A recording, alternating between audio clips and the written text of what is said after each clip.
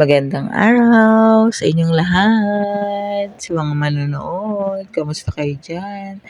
Another cooking anyways na naman ito, naglagay na pala ako diyan ng mantika, kasi mainit na yung kawali. Oo, tama ang narinig mo, mainit na yung kawali at kailangan maglagay ng mantika. Siyempre, at sa sobrang init nung kawali, ayan, madaling uminit yung mantika. Mm.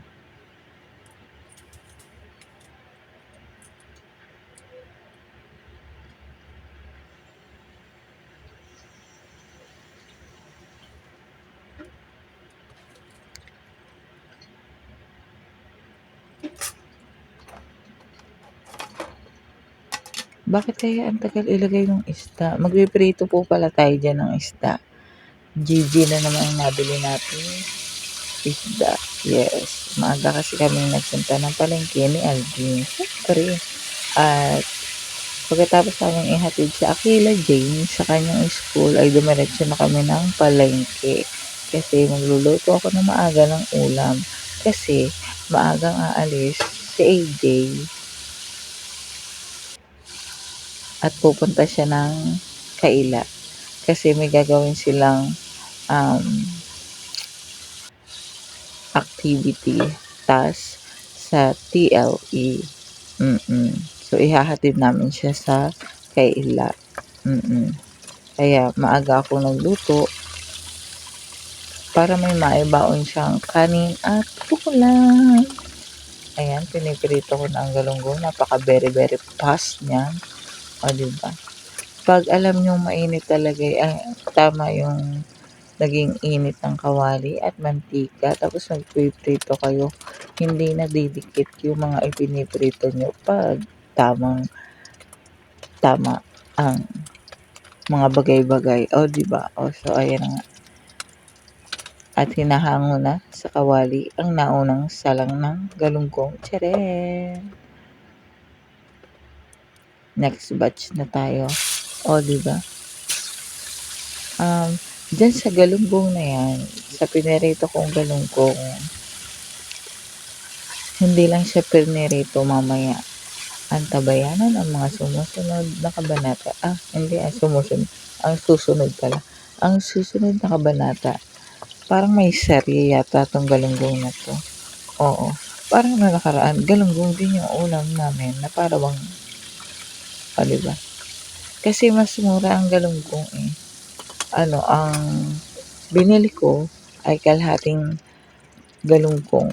kilong galungkong, 90 pesos siya. Tapos, bumili na rin ako ng pangsahog dyan na kangkong, sitaw, okra, kamatis, sibuyas, tamarin, sinigang mix, and everything.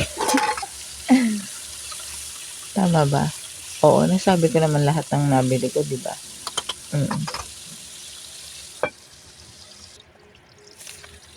So, ayun na nga. So, ito na yung last batch nung Gigi. Di ba? Lagi ng tatlo yung natitira dyan sa last. Oo. Na para bang sinasadya ng tadhana. Na tatlo lagi yung pang last batch. Ayan, tapos na tayo magprito at dito na tayo sa gagawin nating sabaw ng piniritong galunggong. O, diba? Inaayos pa nga eh. Inaayos pa. Wait lang. Wait. Wait. Diba? Hindi kasi alam kung saan pwesto yung kaserola na may tubig na yan eh. Na para bang so, ito na nga. Ilalagay na natin dyan yung hiniwa kong kamatis. At, syempre, papakuluan natin yan. Kasabay ng pagmamahal. Ano ba? Sobra na. At nilagay ko na rin ang sibuyas. Pinagsabay ko na yung kamatis at sibuyas. Syempre, bahala na ako sa magiging diskarte ko diyan at ako naman ang nagluluto, 'di ba? Kanya-kanya ng kanya-kanyang ano, style ng pagluluto. So, ayun na nga. Tiyaran kumukulo agad, akalain niyo 'yun? Grabe na 'yan, apakabilis naman kumulo ng tubig na 'yan na para bang ayan, ilalagay na natin yung ginayat kong sitaw. Yes, taran! Oh, 'di ba? Alam na kung anong gagawin dito, eh, sa lutong 'to. Oh, nag-inarte lang at pinirito yung isda. Ang ano kasi, ang kagandahan dun sa pagpiprito ng isda, hindi agad nadudurog yung isda na ilalagay mo diyan. Oo, nale-lessen, nale-lessen. Charot! Yan. So, ayan na nga.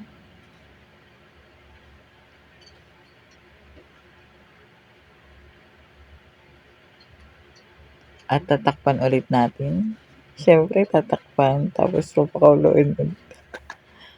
Charan! At kumukulo na nga ulit. O, 'di ba? Kabilis ng pangyayari. Kumulo agad o. At tinakpan ulit. At ayan, kumukulo pa yan, At ilalagay na natin yung hiniwang okra. Ilang piraso ba yan?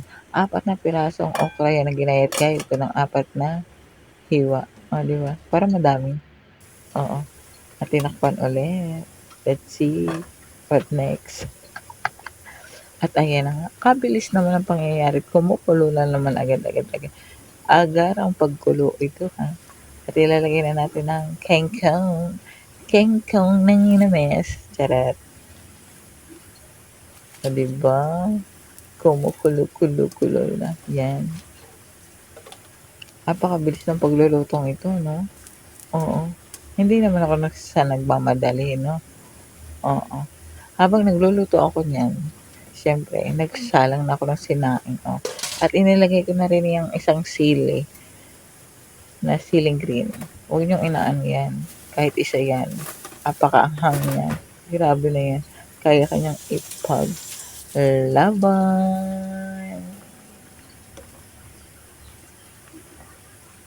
At ayan, inilulubog-lubog ko na rin pala silang lahat. Oh,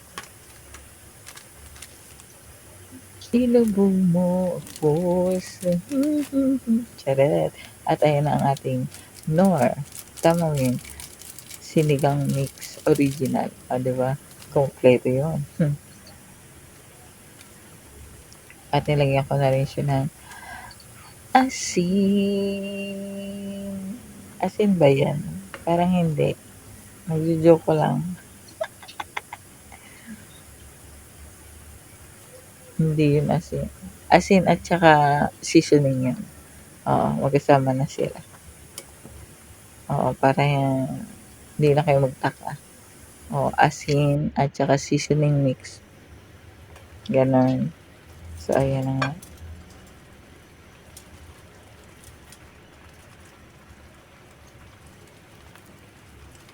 At dito na sa part na to, inilalagay ko na yung biniritong gigi. Oh, nakikita nyo naman, fried gigi yan. Ayan yung sinasabi ko sa inyo na para hindi madaling magdurog yung isda. Oo. So, ayan na nga.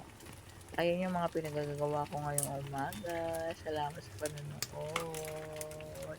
May panibagong ulam naman tayo. O, diba? Next naman, I love you all. Thank you for watching once again.